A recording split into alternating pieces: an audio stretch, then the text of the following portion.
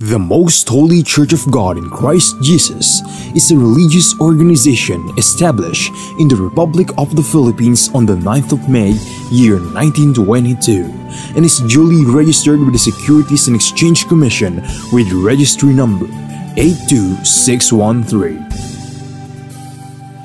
Through faith in the truth revealed by the Holy Scriptures of the Bible, the administration as well as the entire brethren of the Church believe that it is the Most High God, the Lord Christ Jesus, who established the Most Holy Church for the sole purpose of proclaiming Him as the only one true God and Savior whom we should worship and serve with our whole lives, and that He is no other than the Lord Christ Jesus, who manifested in the flesh, and that the Most Holy Church of God in Christ Jesus is His chosen way for us to deliver from our sins and eternal damnation.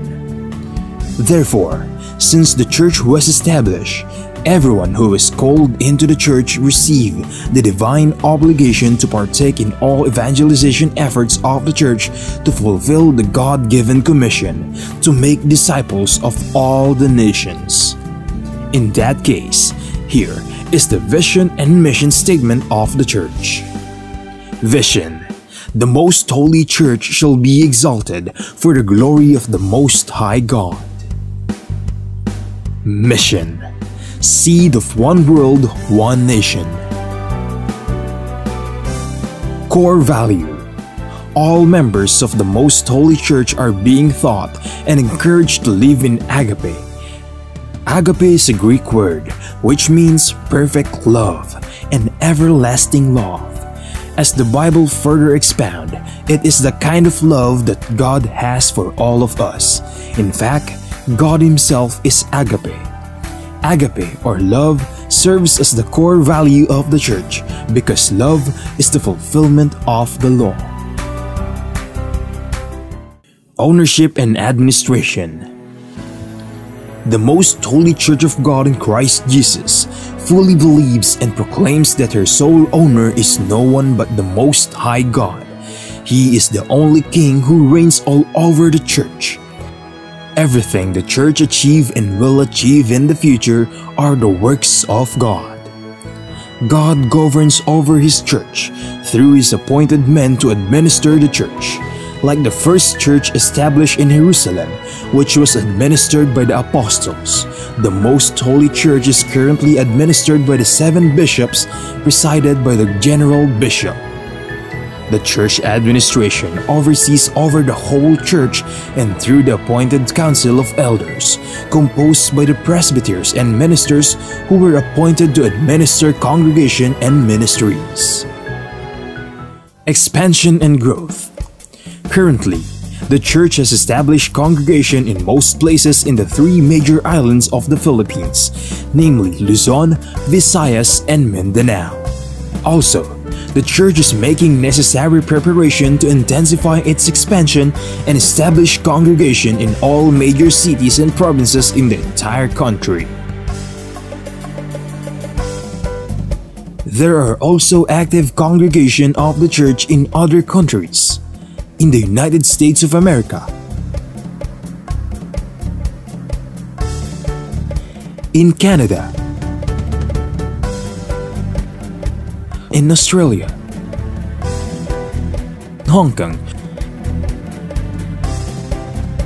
in Singapore, Malaysia, United Arab Emirates, Japan, Taiwan, Kingdom of Saudi Arabia, Qatar, Belgium, Cyprus, France, Germany, Italy, Spain, and United Kingdom. The Most Holy Church of God in Christ Jesus is looking forward to aggressively propagate the gospel, to edify the church in places where it was already established, and also to establish new congregation in other countries to complete the mission and fulfill the vision of the church. Services: since the main purpose of the existence of the Church is to propagate the gospel to all nations, the Most Holy Church established various evangelization efforts of the Church to reach more people even in the farthest corners of the world. The church produces evangelization programs that are aired via radio, cable TV, and in different social media or online platforms. Radio stations, Philippines.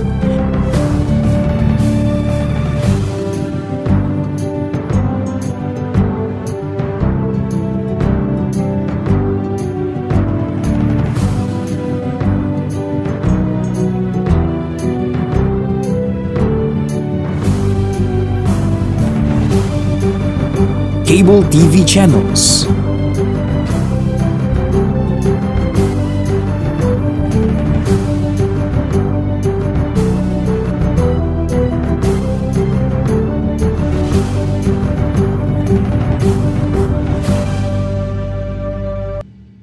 Online platforms, Facebook, MHC Media, YouTube, The Most Holy Church, official website, www.mostholychurch.com. Charity. Aside from actively upholding evangelization efforts, the Most Holy Church is also active in charity works. Here are some of the ministries of the Most Holy Church established to serve both members and non-members of the church. Lingap Agape Ministry. The church established the Lingap Agape Ministry, which engages in community services like goods and charity donations, feeding programs, blood donations, and other services to cater church members and non-members who are in need. Damayang Kristiyano. On May 1, 2004, the church administration established the Damayang Kristiyano Ministry that aims to help the needs of the family of a deceased member of the Most Holy Church, especially in their burial expenses. Schools. Pristine Heritage Academy, formerly known as Pristine Learning and Tutorial Center. The Pristine Heritage Academy was established by the Most Holy Church in February of 2009. The school is open to all church members and non-members alike for the fulfillment of a part of the Most Holy Church community service. Mahanaim Evangelical Academy. The church administration aimed to give standardized education and training to church members who aspire to become missionary workers and ministers of the church. Thus, in 2018, the church administration established the Mahanaim Evangelical Academy that provides classroom lectures and on-the-job training so that aspirants to partake in the Lord's mission may be molded to become a proud messenger of God. The Mahanaim Evangelical Academy mainly holds its training in Gabay Center, the training facility of the Most Holy Church located at Barangay Sumalo, Municipality of Hermosa, Province of Bataan, Philippines. The Centennial Celebration of the Most Holy Church. The Most Holy Church of God in Christ Jesus recently celebrated its 100th anniversary on the evening of the first day of May 2022 at the Gabay Center, the newly built facility of the church situated at Barangay Sumalo, Municipality of Hermosa, in the province of Bataan, Philippines. On the morning of the same day, the church held the inauguration and dedication of the Gabay Center.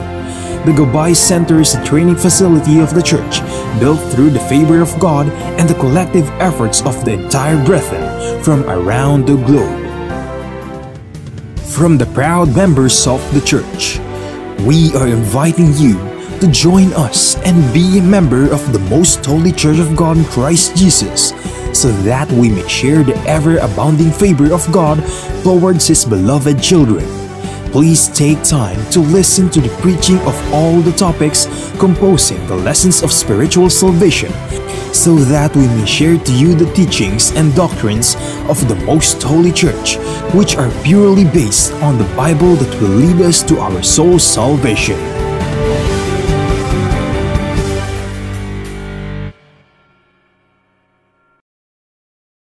To know more about the church, you may visit our website at www.mostholychurch.com, or you may reach us through telephone number 6302-8255-6949. Maraming tanong, Maraming sagot. Maraming haka-haka at maraming mga katha. Nagsasalimbbayang mga paliwanag. Gaya ng hangin ng aral na nagdadala sa tao sa magkabi-kabilang paniniwala. Ngunit, isa lamang ang dapat matanghal. Ang sagot ng Biblia.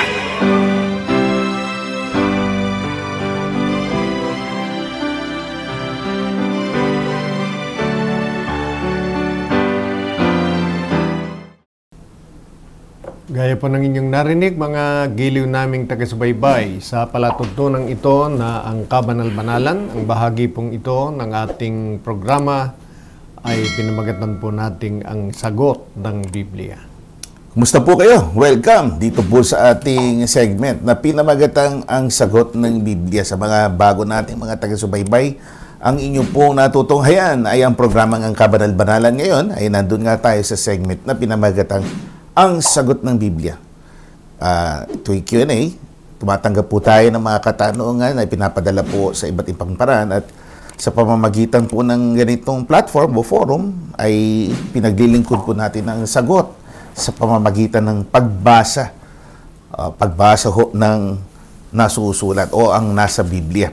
So para sa inyong kabatiran, bukod po sa inyong nasusubaybayang palatuntunan, under the banner ng Ang Kabanal-Banalan ay narito rin ang ating mga programa pa na inyong mapakikinggan via our radio platform sa AM, DWBL 1242 kHz po ito. Ang schedule po natin ng pagpoprograma ay everyday, Monday to Friday, that is 7:30 to 8. Samantala yun namang same na time slot na yun ay lumalabas naman sa ating Facebook and YouTube channels from 6 to 6:30 in the morning. Then, ito nga ang portion na ito, kasamang napapanood ninyo every Sunday from 4 to 5 p.m. Samantala ho, dun sa Kiss FM naman, Sundays, The Climb, 7 to 7:30 in the evening. Likhawit, musical po yun, music, Sundays, 7:30 to 8 after the program The Climb. Then, ito nga hong programa ang Kabanal-Banalan, Mondays, Wednesdays, and Thursdays, 7 to 7:30 in the evening. Full Light, Tuesdays and Fridays, 7 to 7:30. And ito nga hong portion ito, ang sagot ng Biblia, every Saturday naman, 7 to 8 in the evening. So, para po sa inyong mga katanungan, pwede nyo po ipadala dito po sa ating mga text lines, 0927-140-3782, 0927-140-3782, 0909-555-5009, 0909-555-5009, 0991-419-2027, 0991-419-2027. Ang ating website naman ay mostholychurch.com. At sa participative na o sa inyong participation din, pwede ho kayong mag-tune in ho sa atin via our social media pages sa Facebook o sa Meta, MHC Media or Ang Kabanal-Banalan. MHC Media or Ang Kabanal-Banalan, yan po yung sa Meta o Facebook. The Most Holy Church naman sa YouTube channel. Ang punong tanggapan po nitong iglesia, ang ating general offices o headquarters ay matatagpuan sa Maynila, number 688 Rahabago Street, Gagalagin, Tondo, Manila. Doon po sa ating social media accounts, pwede rin ho kayong mag-post na inyong comments. Please observe lang ho yung ating the usual observe yung civility po natin sa pagpo-post ho ng mga katanungan. Kung maaari po ay walang makikipagtalo sa ating kapwa-commenter. So, let me introduce ourselves. Kapatid na Gabriel po ang inyong lingkod, Brother George Kirin. Kasama po natin bilang anchor nitong ating palatuntunan ang kapatid na Yuziel, kapatid na Danilo Francisco. Maraming salamat po. Salamat din po sa inyo, mga giliw naming taga-subaybay. At sa ating Diyos na patuloy pong nagpapala sa atin. At kami ay binibigyan ng pagkakataon na makapaglingkod sa inyo sa ganitong paraan. na ang inyong mga tanong ay mabigyang tugon sa pamamagitan po ng Biblia. So, magtungo na po tayo sa mga nakalap po nating mga katanungan, kapatid na Yushel. Ang unang katanungan po for today, maitatayo pa po ba ang templo sa Jerusalem? Maitatayo pa po ba ang templo sa Jerusalem? Marahil ang tinutukoy ng ating kaibigan, yung templo na noon pa'y itinayo ni Solomon. Opo, sinimulan ni David, nagkaroon ng pagtatapos sa panahon ni Solomon. Tapos nasira, natayo uli, nasira. Hanggang ngayon, sira pa rin. Opo. Panahon naman ni Herodes yun. Opo. Pagkatapos ngayon ang nakatayo doon moske. Opo. At yung may nalabi na lang na isang bahagi, yung Wailing Wall, yung tangi isang pader, Opo. na kung saan doon sinisiksik yung mga panalangin ng mga deboto. Ano po? At marahil yun ay nakikita rin ng mga kaibigan natin na nagpupunta sa dakong yaon. Yaon po'y matatayong muli. Kaya lang po, iba sa inaasahan ng mga tao na ang magtatayo ay lingkod ng ating Panginoon. Pero siguradong matatayo dahil nasusulat sa Biblia. Lamang ang magtatayo ay mababasa po natin kung sino. Narito po sa pangalawang Tesalonica 2, 1-4, basahin po natin sa Magandang Balita, Biblia. Narito po ang mga talatang tinutukoy natin. Tungkol naman sa pagparito ng ating Panginoong Hesukristo at sa pagtitipon niya sa atin, ipinamamanhik namin sa inyo, mga kapatid, na huwag kayong magugulat agad o mababahala sa balitang dumating na ang araw ng Panginoon. Huwag kayong maniniwala kahit sabihin nilang ito'y hula o pahayag o kay sulat na galing sa amin. Sa anumang paraan, huwag kayong padadaya kanino man. Ang araw ng Panginoon ay hindi darating hanggat di nagaganap ang huling paghihimagsik laban sa Diyos at ang paglitaw ng sumail, ang itinalaga sa walang katapusang kaparusahan. Kakalabanin niya ang lahat ng sinasamba ng tao at ipinapalagay na banal. Itataas niya ang kanyang sarili. Papasok siya sa templo ng Diyos. Uupo roon at ipahayag na siya ay Diyos. Yan. Diyan po'y makikita natin na talagang matatayo yung templo na tinutukoy ng ating kaibigan na templo sa Jerusalem. Dahil yan ang magiging luklukan ng magpapakilalang siya ang Diyos. Pero sa katotohanan, siya'y kalaban ng Diyos.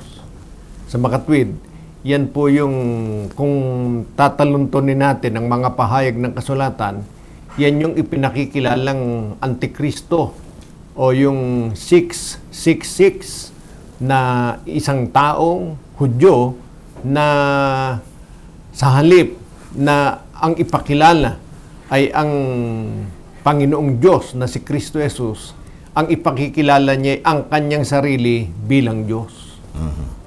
So critical ho kasi maintindihan natin yan, yung malaking mayamang background niya ng templo syempre alam natin sa kasaysayan ng Israel, very important yung lugar na yan. Yung pagkakatayo, then na-realize nga doon sa second temple nung ginawa yan. Syempre, based on those background, yung beliefs na yan, itatayo muli. At yan nga, sa panahon ngayon, na pagka natayo ito, it doesn't necessarily mean na talagang ito'y may tuturing na sa Diyos. Dahil pagdating ng panahon, yung binanggit nyo nga kanina, uupo siya doon. Magtotrono siya doon at magpapahayag, ipapakilala, introduce niya ang kanyang sarili na siya mismo, ang Diyos. Yun yung nasa huling parte ng talata. Opo. Kaya yan, kung hindi po natin pag-aaralang mabuti, talaga pong ang pagkakatayo ng Jerusalem o ng templo sa Jerusalem ay magiging daan ng pagkadaya ng maraming tao. Dahil para sa ating kaalaman, hanggang ngayon po, yung ating kinikilalang Diyos na Panginoong Kristo Jesus, hindi naman po kinikilala yan sa Israel bilang Diyos. Ang pagkakaalam nila hanggang sa kasalukuyan, siya isang karaniwang tao, isang propeta, pero hindi kinikilala bilang Diyos. Kaya ang alam nila na Diyos o Mesiyas, yun ang magtatayo ng templo. Pagka dumating yung panahon ng pagtatayo ng templo, nakakalain nila yun ang katuparan ng hula na may Mesiyas na darating na tagapagligtas sa kanila. At talaga namang mararanasan nila sa pagkakahayag ng sinasabing kalaban ng Diyos, mararanasan nila yung kanilang hinihintay na paglaya sa pagiging alipin. Matitipon ang mga Hudyo, yun nga lang, lingid sa kanilang malay, yung Mesiyas na hindi nila pinaniwalaan ng Panginoong Kristo Jesus, yun ang talagang Mesiyas. At yung darating, yun ang huwad na Mesiyas o kalaban ng Diyos. Pero siyang magpapakilalang Diyos at siyang mauupo doon sa templo. Siyempre, pagka sinabing mauupo siya doon, hindi naman pwedeng maupo siya doon na ang nakatayo doon ay templo ng Muslim. Siyempre po, yung templo na kumikilala, hindi sa kinikilala ng Muslim. Templo, dahil kaya nga, yun yung parang continuation nung pananampalatayang Judaismo. Opo. Then, sa third time, papaunlakan ang hiling nila na ito bringing back the glory nga naman ng nasabing relihiyon. It's a unifying person. Siya po mapagkakaisa niya ang mga tao, magkakasundo, magkakaroon ng compromises sa pangunguna niya sa kanyang leadership. Ang problema, akalaing siya ang Kristong hinihintay, ang Mesiyas. Opo.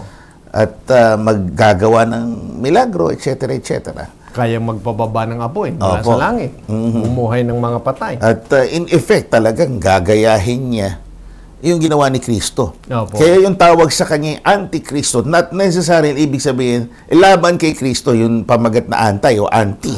Ang ibig sabihin din ho kasi na anti, yung prefix, yung unlapi na ito, ibig sabihin gagayahin. Gagayahin, kokopyahin niya ang gawa ni Kristo, and in effect, sa paggaya niya kay Kristo at magpapakilala siyang Kristo, inaagaw niya yung ukol kay Kristo, anti-Christ talaga siya. At yan po ay mangyayari, sabi ni Apostol Pablo, huwag kayong padadaya. Yan po ay mangyayari muna bago ang ikalawang pagparito ng Panginoong Kristo Jesus. Tatandaan po ninyo, may magpapakilala talaga na siya yung hinihintay na Kristo, pero sa katotohanan, hindi siya yun. Dahil ang kaganapang yan ay mangyayari sa dulo ng panahon bago ang ikalawang pagparito ng Panginoong Kristo Jesus. So, balik tayo doon sa tanong, kapatid na Yusil. Matatatag talaga. Opo. Yung third temple, ano po? Opo. Salamat po. Sana nakatulong po kami at masampalatayanan po ninyo ang bagay na yan na nakasulat sa Biblia. May kasunod na katanungan. Setyembre na ho ngayon, yung nakaraang buwan ay Agosto. Ito yung tanong ng ating kaibigan, naniniwala ba kayo sa Ghost Month? Ang Agosto kasi tinuturing ng ilan. Isang bilang po yan ng mga tao na naniniwala sa pamagat na Ghost Month sa buwan ng Agosto. Kung ating uuriin yung pinanggalingan po nito, mga kaibigan, ito yung paniniwala na kung saan ang ilang mga tao na tinutukoy po natin ay naniniwala sila na pagka sumapit yung unang araw na Agosto, all throughout the month of August, ito po ay pinapaniwala nila na ang tarangkahan o ang gates daw ng impyerno ay bukas. At sila po ay pagkakataon po para sa kanila ito na makalabas, makahalubilo daw ang mga tao.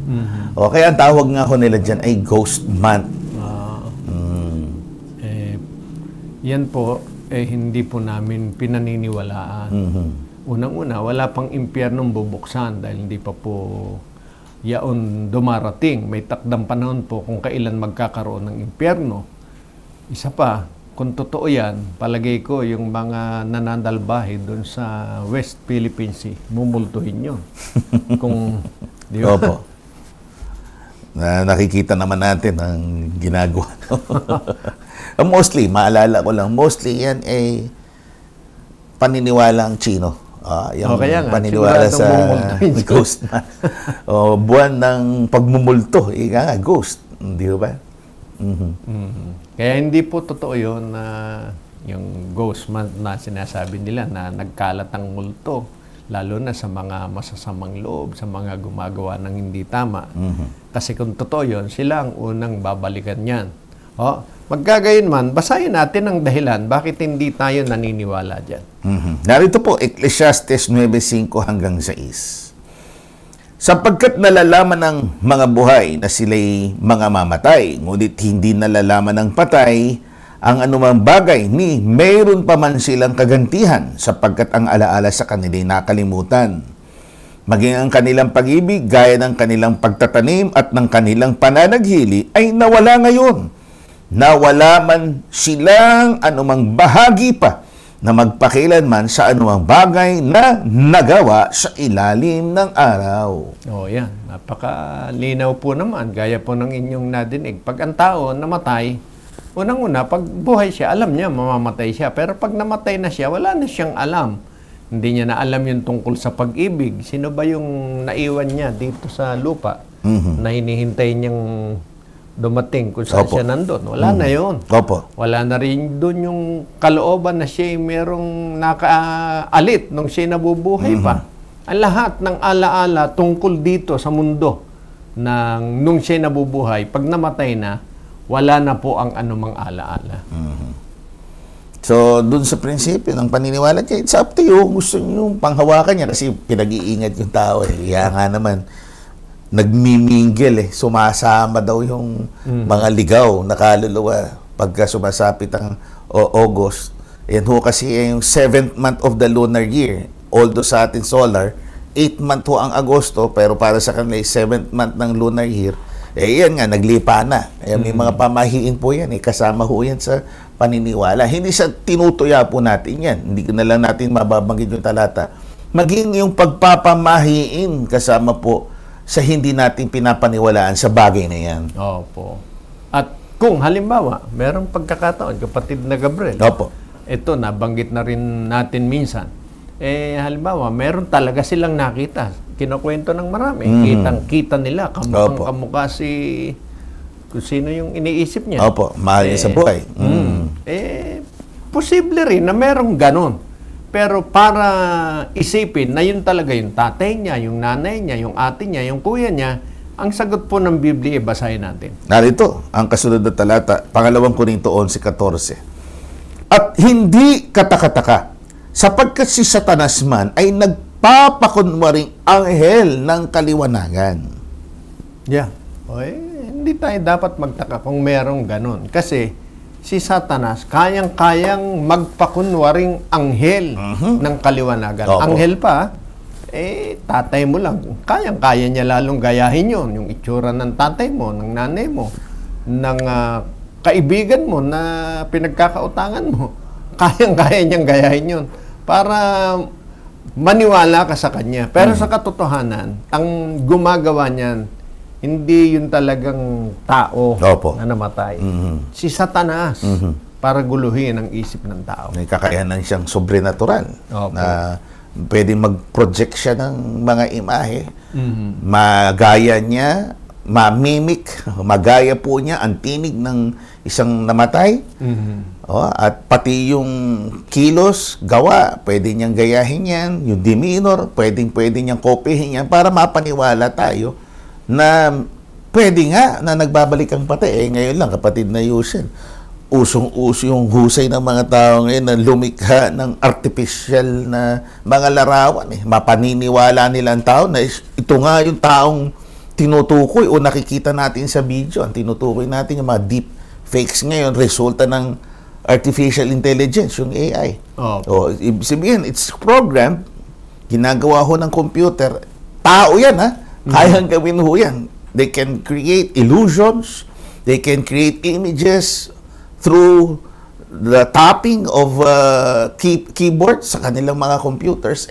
Lalo na ito, sabi ng kasulatan, si Satanas kaya niya. He can present himself as an angel of light. Pwede niyang ipakita ang kanyang sarili na maamo, hindi siya mamiminsala. Gaya niyan, pwede niyang ipakita na meron talagang pagmumulto, may mga kaluluwang naliligaw. Opo. Kaya minsan, sabi nga natin, kung talagang tatay mo, yung nakita mo na namatay na, pero nakita mo na nung isang gabi, di ba, kung tatay mo talaga yon, yayakapin mo, hahalikan mo.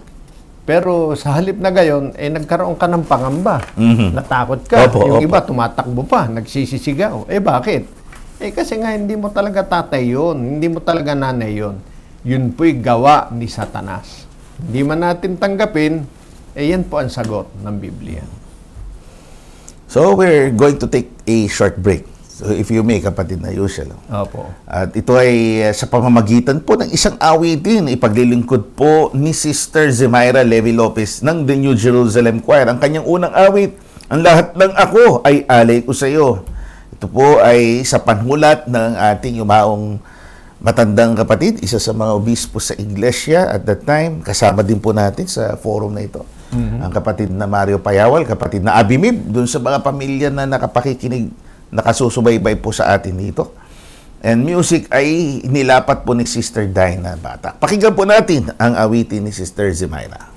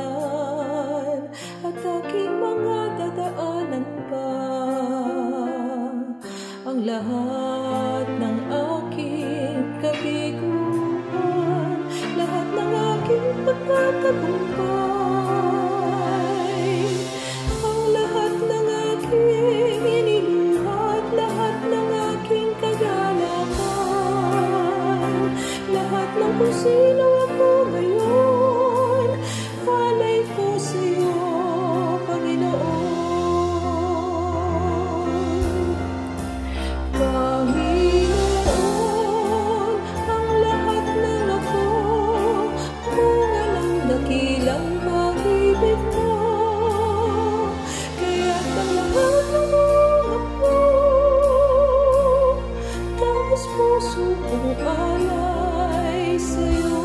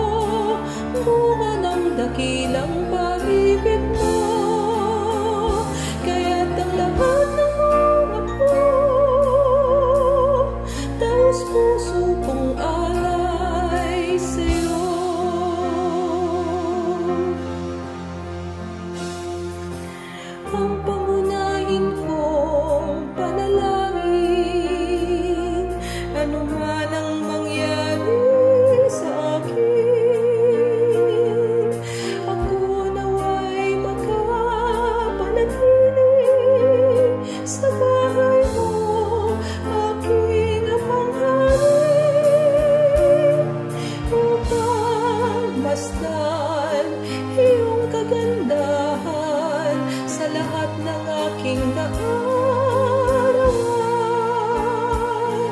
sa buhay man o sa kamatayan, ikaw ay aking paglilingkuran.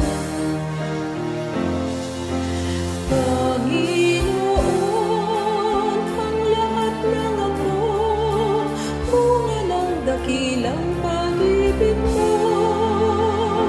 Kaya't ang lahat ng mga ako, taos puso kong alay sa'yo. Panginoon, ang lahat ng ako, bunga ng dakilang pag-ibig mo. Kaya't ang lahat ng mga ako, taos puso kong alay sa'yo. Panginoon, dinggin mo po.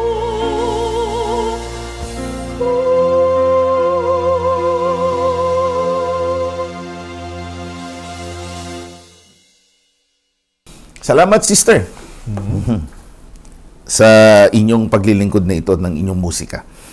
Saan ba tumutukoy ang salitang walang maiiwang isang bato sa ibabaw ng ibang bato na hindi mababagsak o ibabagsak? Basahin po natin kung saan tumutukoy yun.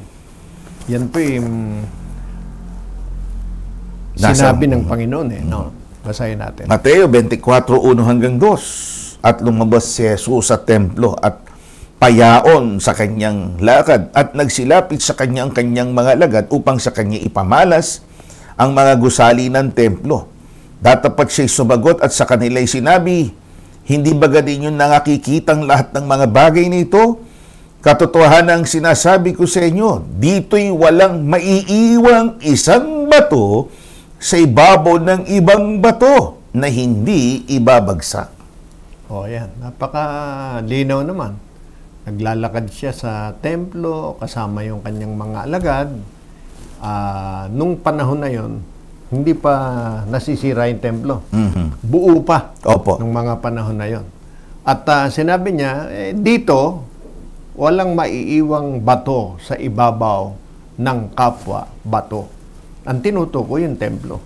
Kaya yung pangyayaring yan, sa Jerusalem po talaga tumutukoy yan, doon sa templo. Sa kasalukuyan, bagaman yung templo doon, wasak at ang nakatayo ay iba. Pero meron pa pong natitirang isang bahagi ng templo, yung pader o yung sinasabing Wailing Wall. Opo. Pero ang takda talaga ng Panginoon, kung magkaroon man ng panahon na muling matatayo yan, mawawasak yan at walang bato sa ibabaw ng kapwa bato na hindi ibabagsak. Yeah.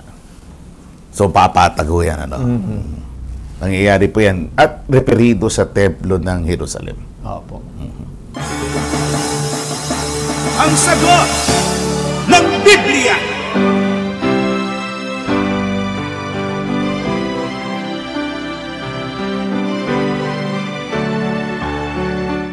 Okay, moving on sa ating mga kasunod na katanungan. Maaari bang ariin ng isang tao ang lahat ng kaluluwa? Kapatid na Yushel, yan po yung mga kung ano yung ating say o opinion dito sa mga napapanood sa social media. Meron ganyang nagkiklaim kasi na pag-aari daw niya sa libutan o lahat ng kaluluwa. Ngayon, binabato sa atin yung tanong.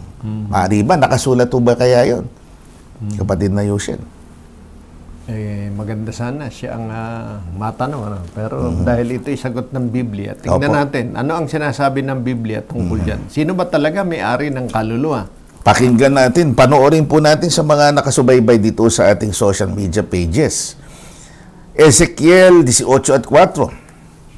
Narito, lahat ng kaluluwa ay akin. Kung paano ang kaluluwa ng Ama, gayon din ang kaluluwa ng Anak ay akin. Ang kaluluwa na nagkakasala ay mamamatay. Yan ang maliwanag Walang ibang may-ari sa lahat ng kaluluwa, sa Ama, sa Anak, kundi ang nagpapahayag yan. Ang tinutukoy po na natin na nagpapahayag niyan, walang iba kundi ang ating Panginoong Diyos. Sa Kanya ang lahat ng kaluluwa. Maliban po kung ang tao po ay inaangkin niya ang pagiging siya ang Diyos, masasabi nga niya yan. Pero kung siya ay sumasampalatayang may Diyos, dapat po wag niya nang agawan ng Diyos. Opo. Malaya naman tayo. Sa ilalim ng demokrasya, we can claim anything just as long as it's not offensive o di kaya ay violative of our laws. Pagka hindi bawal, anyone can say that. Yung kalayaan nga sa pagpapahayag, kalayaan din sa pagre-relihiyon, and even kalayaan when you sound on look silly, ika nga, nasa sa kanya yun. Ngunit, ang nakasulat sa Biblia, hindi natin matatakasan. Klaro ho, ang Diyos ang nagsabi. Opo. Akin ang lahat ng kaluluwa. Ang Diyos ang nagpahayag po niyan. Opo. At para sigurado tayo, basahin natin yung versikulo 1 para matiyak natin kung Balik sino po tayo ng nagsalita konti. niyan. 18:1. Ayan. Ang salita ng Panginoon ay dumating uli sa akin na nagsasabi. Ayun. Ang lahat ng kaluluwa ay akin. Yan. Yun ang salita ng Panginoon. Kaya malinaw po yan. Hindi po pwedeng angkinin ang kaluluwa ng sino mang tao. Malibang siya yung Diyos. Siya lang ang pwedeng magsabi. Hindi natin pwedeng sikilin o bawalan siya. Nasa sa kanya yun. As far as we're concerned, doon sa nagtanong po sa atin, ang nakasulat sa Biblia, yun ang pinanghahawakan natin. Opo. Next question, kapatid na Yushel.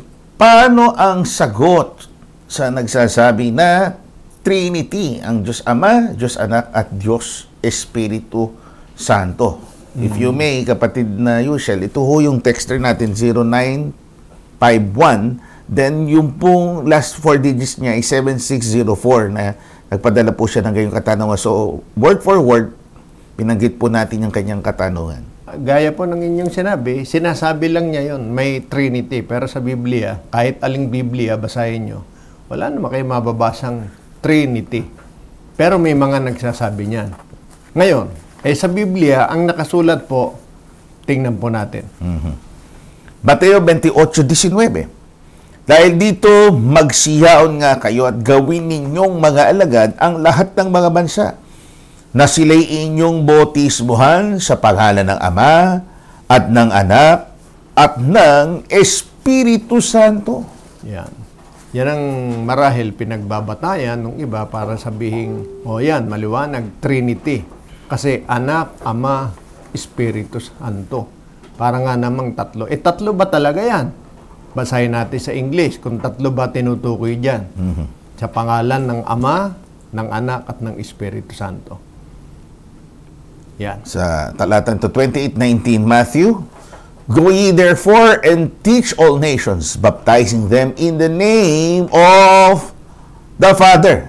Yun ang emphasis. In the name of the Father, and of the Son, and of the Holy Ghost. Yan. Ang nakasulat po, bautismuhan sa pangalan. Yun sa Tagalog. Pag sa English, name. Hindi sinabing names. Pagka names, may pangalan ang Ama, may pangalan ang Anak, may pangalan ang Espiritu Santo na kani-kanya. Pero diyan, mapapansin natin, isang pangalan lang, in the name ng Ama, ng Anak, at ng Espiritu Santo. Clearly referring to one entity. Opo, hindi tumutukoy sa tatlo. Opo. Kasi kung uusisahin din natin, kapatid na Yushel, yung kanilang pangangatwiran dito, yung reasoning, yung logic po nila, and they say that the Father is not the Son is not the Holy Spirit, the Holy Spirit is not the Father, and yet, the Father is God, the Son is God, and the Holy Ghost is God. Ibig sabihin, nagsasanib sila to form isang Diyos.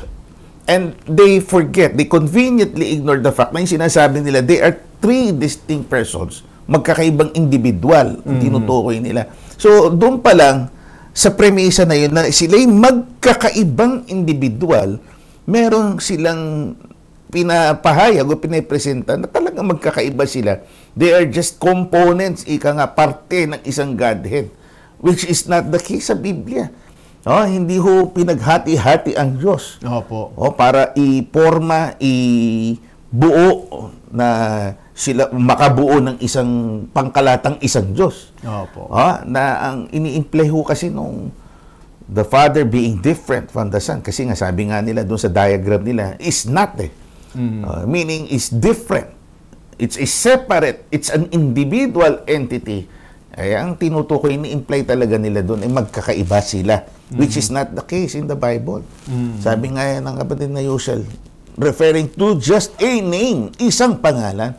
Pangalan anya ng Ama, nakilalang anak at yang Espiritu Santo. Opo. At kahit ang Panginoong Kristo Jesus, yan ang kanyang turo. Hindi po niya itinuturo na magkaiba ang Ama at siya. Basahin natin yun. Sige po, dito ho sa San Juan 10:30.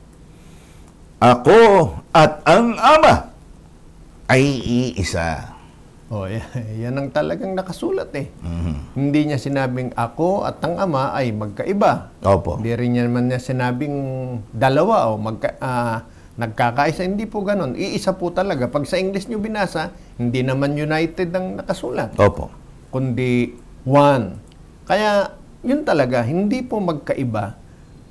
Kaya kung may nagsasabi, Trinity yan, sinasabi nga lang po yun. Pero hindi nababasa sa Biblia. Kahit po yung Espiritu Santo. Opo. At matitiyak natin na yun din ang ating Panginoong Diyos na si Kristo Jesus. Basahin natin. Narito, Gawa 16:1-7. At nang kanilang matahak ang lupain ng Phrygia at Galacia, ay pinagbawalan sila ng Espiritu Santo na saysayin ang salita sa Asya. At nang sila'y magsidating sa tapat ng Mysia, ay pinagsikapan nilang magsipasok sa Bitinya.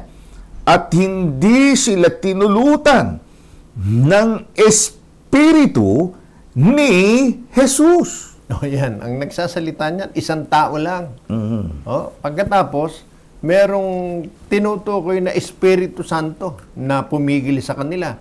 Nang idire-diretso yung pagpapaliwanag, yun yung Espiritu ni Jesus. O paano mo sasabing iba pa yung Espiritu Santo sa Panginoong Jesus? Klaro ho dyan sa isang kumpletong sentence. Nandun lahat yung sangkap Mismo yung pagpapaliwanag, yung nag-guide sa kanilang Espiritu Santo sa bandang dulo, tinutukoy Espiritu ni Jesus, Espiritu Santo, referring to the same person. Yun yung pinagtataka din natin, kapatid na Yushel. Meron tayong laging salin. Baka sabihin ng ibang nakakasubaybay sa atin, you've been using that particular version of the Bible, easy reader's version, is English. May konting binago yata sila, revision, and kahit sa internet, parang na-scrub ho nila yan. Consistent pa rin ho tayo kahit inalis po nila ng term na person. I and the Father are one person. Kasi yun talaga yung talagang esensya ng turo ng Biblia. Kahit inalis po nila yun, at sa lahat ng English versions na nakikita natin, wala na yung salitang person. It doesn't mean na nabago ang doktrina, yung pa rin. Hindi pwedeng magturo ng higit sa monotheismo kasi it will appear kung tatlong distinct gods sila na bumubuo sa isang Diyos, that's still considered as pagsamba sa Diyos-Diyusan. Dahil isa lang ang Diyos. Kung meron ka pang sinasambang bukod sa isang Diyos, edi polytheism na yon, kapatid na Yushel. At labag yon sa doktrina ng Biblia mula pa ng una. Kaya salamat po. Sana po ay nagabayan namin kayo, nasagot ng Biblia ang inyong katanungan. Balikan natin si Sister Myra. Sa bahaging ito rin pa rin ang ating palatuntunan. This time ay pakinggan natin ang kanyang awiting Mangyari Nawa ang Iyong Kalooban. Another bishop ang naging kasangkapan po dito. Si Bishop Eranio Pascual and the same sister who composed and arranged yung music po nito, si Sister Dina Batak. Pakinggan po natin ang tinig muling pakikinig kay Sister Myra.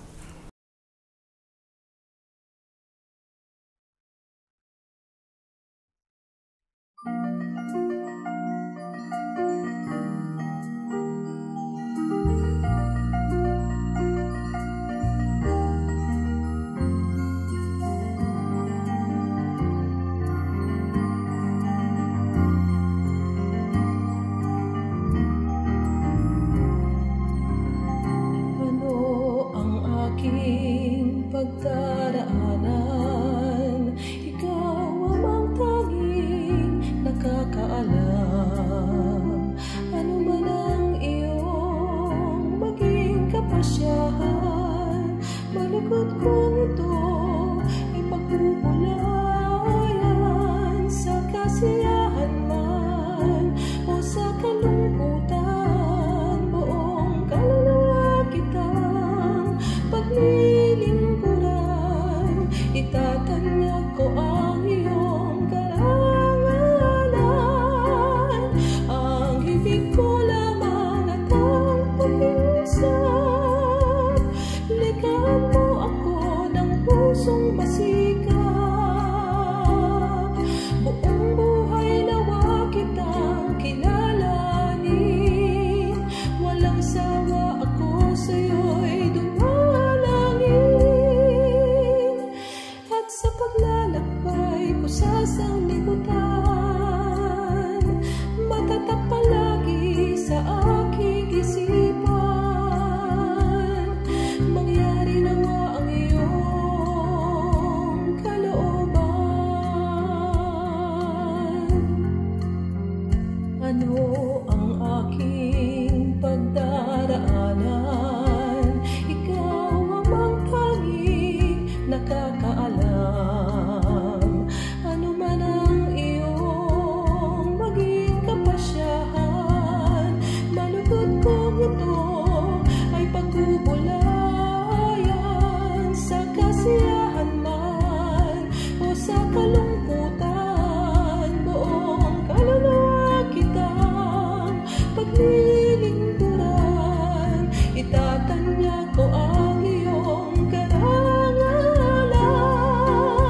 Ang ibig ko lamang at ang pag-iusap.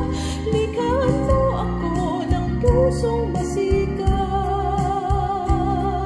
Buong buhay nawa kitang kilalanin. Walang sawa ako sa'yo'y dumalangin. At sa paglalakbay ko sa sanlibutan, matatak palagi sa aking isipan. Mangyari nawa ang iyong kalooban.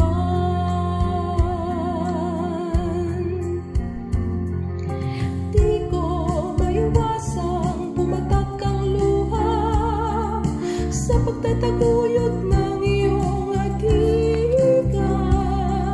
Marami ang sadyang ayaw umunawa sa ubod linis mong hangarin sa madla. Sa pagkapatid ng iyong panukala, di lamang luha ang aking itataya, pati huling himla ng aking hininga. Ang ibig ko lamang at ang pag-iusap. Ligawan mo ako ng pusong masikap. Buong buhay nawa kitang kilalanin. Walang sawa ako sa'yo'y dumalangin. At sa paglalakbay ko sa sanlibutan, matatak palagi sa aking isipan. Mangyari nawa ang iyong kalooban.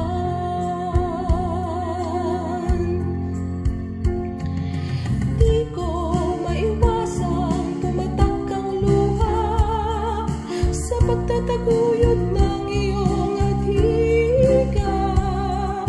Marami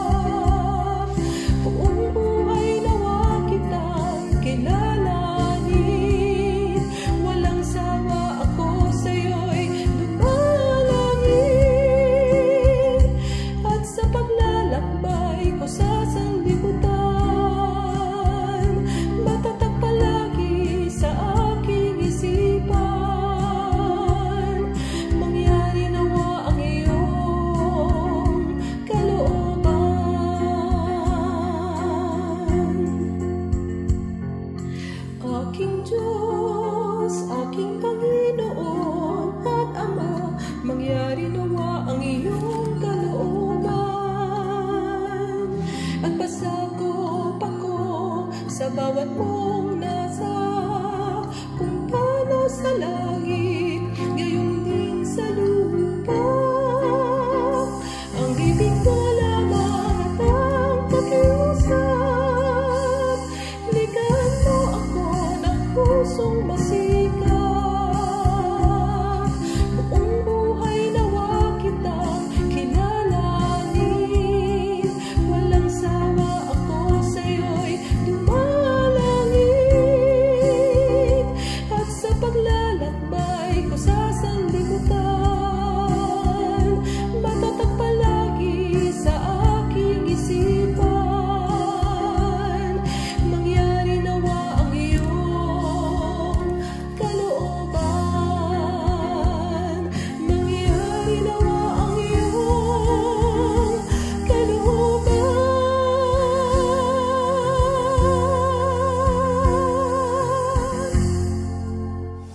ng Biblia.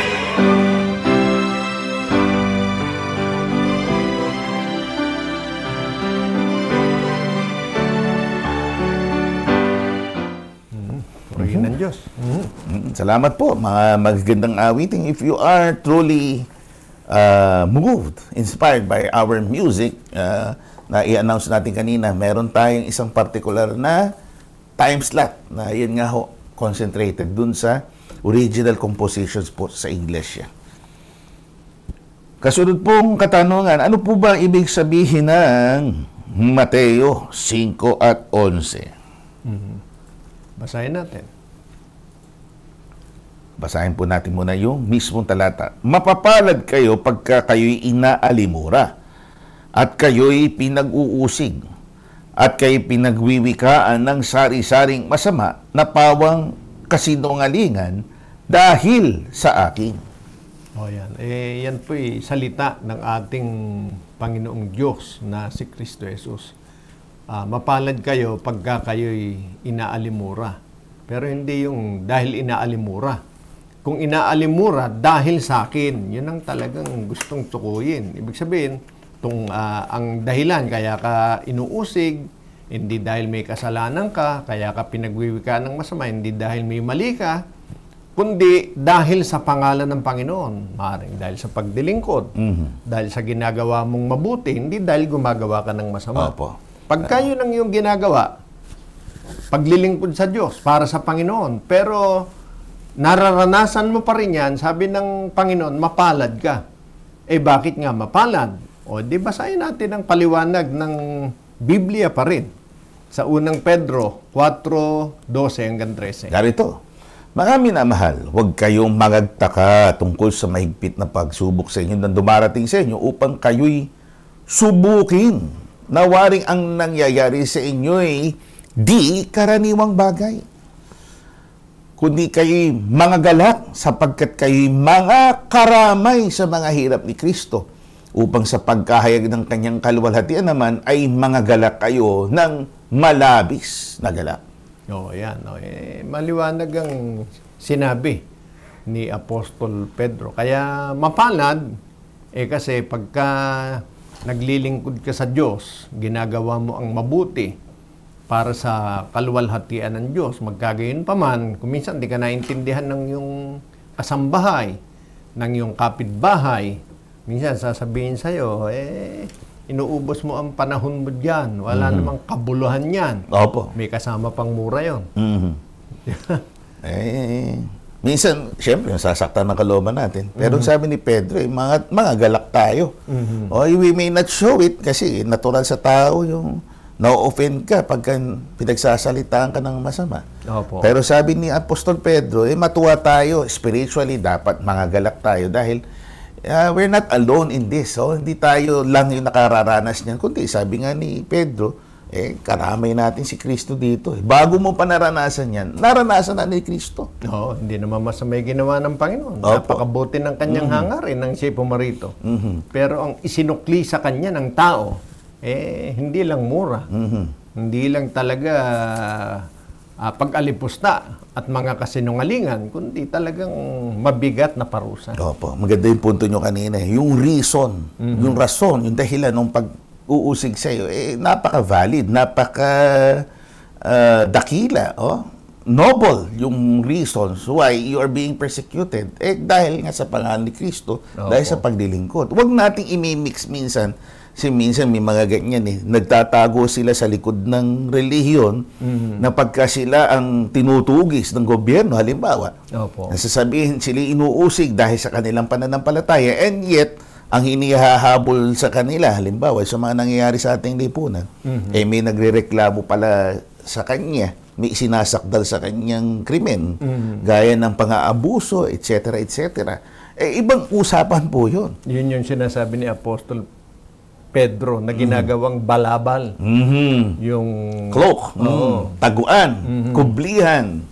Ginagawa yun nga, kublihan ang relihiyon, ang pangalan ng Kristo. Yun. Na mag-iingat po tayo, maging discerning din po tayo, na kung saan, baka nahahanay tayo sa gayon, nagtatago tayo sa relihiyon, sa pananampalataya, and yet meron naman talagang may ginawa tayong katampalasanan. Iba ho yan sa tinutukoy sa Mateo 5:11 na kayo inuusig dahil sa pangalan ni Kristo, dahil sa paglilingkod sa Kanya. Purong-puro. Totoon-totoo na talagang walang halong malisya, walang halong masamang intensyon sa lahat ng Kanyang ginagawa. Ang talagang ginagawa niya ay tulad nung pangyayari sa panahon ng mga apostol. Opo. Nangangaral sila, pero binabawalan sila. Dahil doon nang hindi sila sumunod, pinaparusahan sila. So, yun yung mga katulad. Opo. Yun ang valid na rason. Spiritual, yun yung mismo nasa Biblia. Opo. Pagka yun naranasan natin, mapalad po tayo.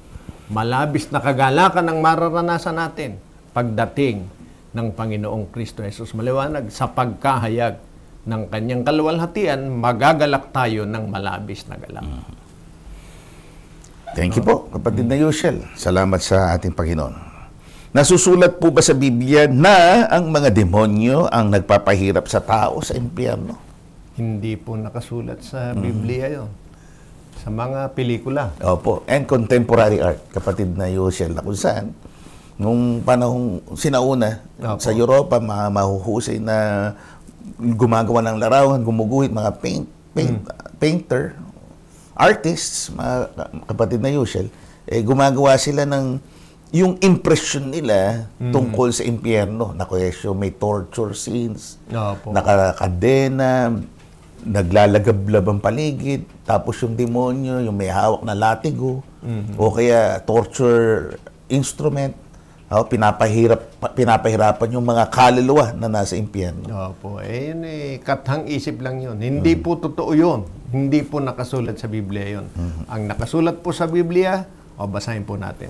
Sa Apokalipsis, narito po, 20 at Gs. At ang dyablo na dumaya sa kanila ay ibinulid sa dagat-dagatang apoy at sopre, na kinaroroonan din naman ng hayop at ng balang propeta, at sila'y pahihirapan araw at gabi, magpakailanman. Opo. Dito lang po yung kasama mong preso, bastonero. Pero sa impyerno, lahat ng preso, lahat ng mapunta doon, parurusahan. Walang leader. Lahat po ay pare-pareho ng parusang mararanasan. So, hindi totoo. Ngayon, kung may nakikita kang larawan na ngayon, magalak tayo, matuwa tayo. Let's appreciate art. Sining. Dahil nga may ganyan, mahuhusay yung tao. Mahusay imahinasyon. Yung imahinasyon. Let's just appreciate their art, yung kanilang imahinasyon. Pero to believe na ito ay umiiral na, yung impyerno, umiiral na ba? Wala pa hong impyerno. Puro mala impyernong buhay. Mala impyernong temperatura. Nangyayari yan. Pero to say that meron ng impyerno, and further, doon sa impyerno may pinapahirapan kaluluwa na ang torturer ay ang mga demonyo, wala ho nun sa Biblia. Salamat po. At sana po ay napaglingkuran namin kayo ng ayon po sa ninanais po ninyo na sagot mula sa banal na kasulatan. Sa pagkakataon pong ito, maghandog tayo ng isang panalangin ng pagpapasalamat at paghiling sa ating Panginoon para po sa inyo na aming mga taga-subaybay na nakakaranas ng iba't ibang sitwasyon ng buhay, lalo na po sa ating mga kapatid na humihiling na sila'y ating ipanalangin. Manalangin po tayo. Aba, Ama naming Hari, Panginoon namin Diyos. Ikaw na Diyos namin, pinakamakapangyarihan sa lahat. Sinasampalatayanan po namin Ikaw ang pumatnubay sa gawain ito para maibahagi po namin sa aming mga kaibigan ang iyong mga katwiran. Salamat po sa iyo ng marami. Alam naming sumaamin ka, ginabayan mo kami. Hinihiling namin ang mga aral na kanilang narinig ay gawin mong pagpapala sa kanilang isip, sa kanilang kalooban, kung maaari maging gabay nila upang lubos kang makilala at ang iyong mga katotohanan. Amen. Nakikiusap din kaming gawaran mo sila ng iyong mga pagtulong, lalo na po ang ipinapahintulot mo na dumaan sa iba't ibang suliranin ng buhay. Palakasin mo po ang kanilang mga kalooban. Laging makita mo silang nagtitiwala sa iyo na suguan mo po ng mga kaparaanan upang makita nila ang mga solusyon na ikaw lamang ang kanilang pinapupurihan. Amen. Tulungan mo rin ang mga nagtataglay ng karamdaman kung ipahintulot mo po naway lunasan mo ito kung masangkapan ka ng mga manggagamot, mga dalubhasang makapagpapagaling, makaluluna sa ganitong paraan ay mahayag sa kanila na ikaw ang Diyos na sa kanila ay gumagabay. Amen. Alalahanin mo rin ang leader na inialal mo sa iyong iglesia. Lagi mo pong tutulungan sa kanyang mga pagpapasya, pangangasiwa. Kung maaari, palakasin mo pa ang kanyang lupang katawan, alang-alang sa bayang ikaw ang nagkatiwala sa kanya. Amen. Sumasampalataya kami. Pinagpapala mo pong lahat ang mga nagiging kasangkapan sa gawaing ito, ang mga sumusubaybay sa amin. Palibasa ang gawaing ito, handog po namin sa iyo sa ngalan mo pong Kristo Jesus, aming Diyos at aming tagapagligtas. Amen. Amen. Isang pangkalahatang pagbati sa lahat at tayo po'y nagpapaabot din ng pakikiramay na makailan ay inatid na sa huling hantungan ng labi ng ating matandang kapatid na Jerry at kapatid na Archimedes Macalino. Isa sa mga magigiting na manggagawa, ministro, presbitero, matanda sa iglesia na ang huling destino ay dyan nga po sa Kabisayaan. Isang pagpupugay sa alaala ng matandang kapatid na Jeriel at pakikiramay, pakikidalamhati sa mga naulila niya, sinam na Estimoa at maging ang kanyang buong pamilya. Muli po kaming nag-aanyaya sa susunod pong linggo sa ganito ring oras at istasyon sa mga nai-announce natin kanina na plataforma. Maraming salamat po sa inyong patuloy na pagsubaybay. Kami po, ang inyong mga lingkod, kapatid na Gabriel. At kapatid na Yusya. Ang panalangin po namin magkakapatid sa kabanal-banalang Iglesia ng Diyos kay Kristo Jesus ay Kapwa nawa tayo, bantayan ng Panginoon sa ating paghihiwalay. Bisba